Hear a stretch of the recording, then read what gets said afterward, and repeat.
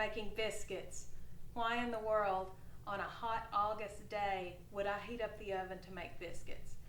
Because we're making biscuits for Brazil. Hola, mi amiga Celia Marquez. I'm pretty sure that was Spanish, but hopefully she will forgive me. Our friend Celia Marquez in Brazil does food segments on television down there. She made biscuits recently, and she's been asked to make biscuits again, but where she's going does not have access to a food processor. So she asked, can I make biscuits in this segment of time without using a food processor? Yes, you can. Today, we're going to make biscuits with a spoon and your handy dandy box grater. That's all we're going to use. So let's get going. 2 cups of all-purpose flour. In my bowl they go. The rest of my dry ingredients. Biscuits are so easy. There's not very many ingredients at all. 1 tablespoon of baking powder. Now today, the reason I'm using 1 tablespoon baking powder and no baking soda is because I happen to have more whole milk in my refrigerator today than I have buttermilk. If I was making buttermilk biscuits today, I would decrease my baking powder to 2.5 teaspoons and add a half teaspoon of baking soda to go along with that acidic buttermilk that we would be using. But since we're using whole milk today, I'm using 1 tablespoon of baking powder. Salt. Most recipes will call for about a half teaspoon of salt in your biscuits. I love salt.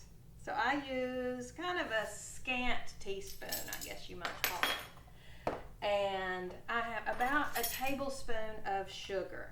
A lot of people will say, I don't use sugar in my biscuits. I do. It makes them taste good. All right. I have a little extra flour in this bowl over here. You'll see what I'm going to use that for in just a little bit.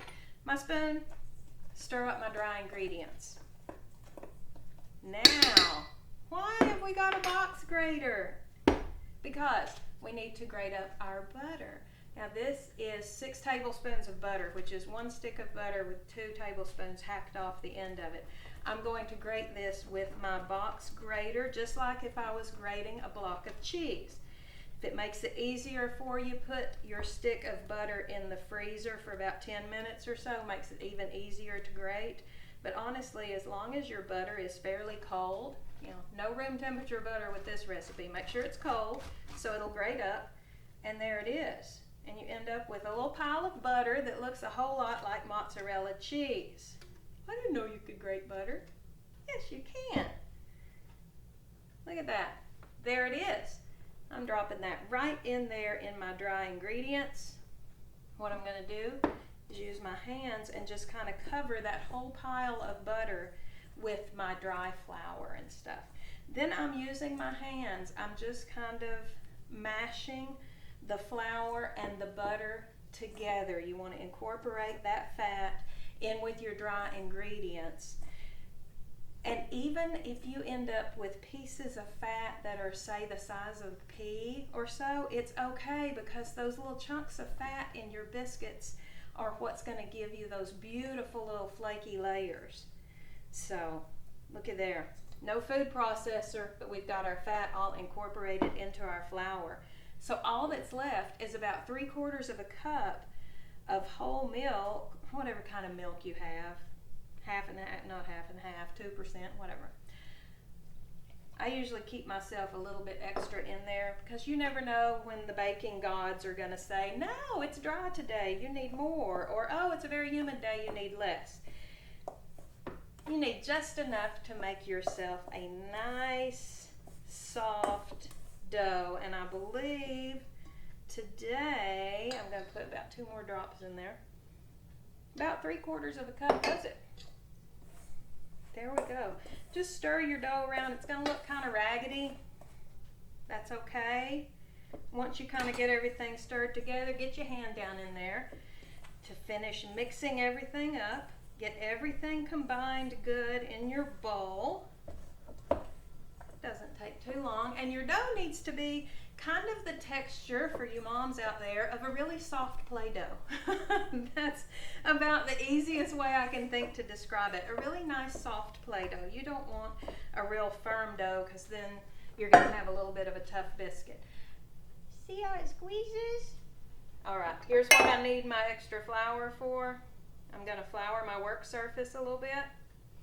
And when recipes say knead your biscuit dough, they're not really meaning knead in the way that you knead bread dough. In bread dough, you want to activate that gluten and to really get that elastic quality, that bounce back quality to your bread, so it's going to hold all of those nice little yeasty bubbles in there that makes bread rise. We don't need that with biscuits. We don't want all that gluten activated, because then you're going to have kind of a tough biscuit. We don't want a tough biscuit. So with my kneading, I just kind of fold and mash, fold and mash, fold and mash. That's kind of the kneading process with the biscuits for me. Now, if using a rolling pin to roll out your biscuit dough makes you feel like a good baker and makes you happy, do it. I'm just using my hands today. I'm just pressing out my dough. You press it out to the thickness you want. Your biscuits are probably going to double the size that you cut them. If you cut a 1/2 inch biscuit and you cook it, you're going to end up usually with an inch biscuit.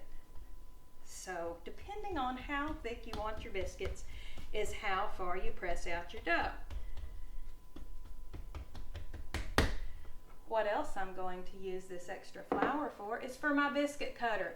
You can use a real life biscuit cutter like this. You can use a cleaned out washed tin can. You can use a juice glass, you name it. I think my grandmother used orange juice glasses to cut her biscuits. I have this cutter. This is a little antique cutter that I have that's really cool. But look how thin biscuits used to be way back in the day.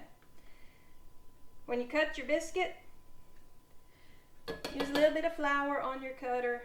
Go straight down. Don't twist when you go down trying to cut.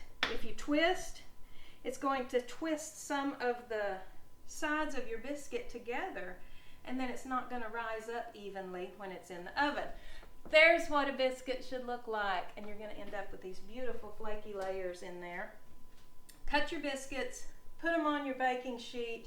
We're going to bake these about 14-15 minutes at 450 degrees. I usually brush them with a little bit of either heavy whipping cream or some melted butter on top. That gives just this really nice little crispy crunch on the top of your biscuits. So in 15 minutes, with no food processor and nothing much more than a spoon, you have homemade biscuits. Enjoy. Have a good day.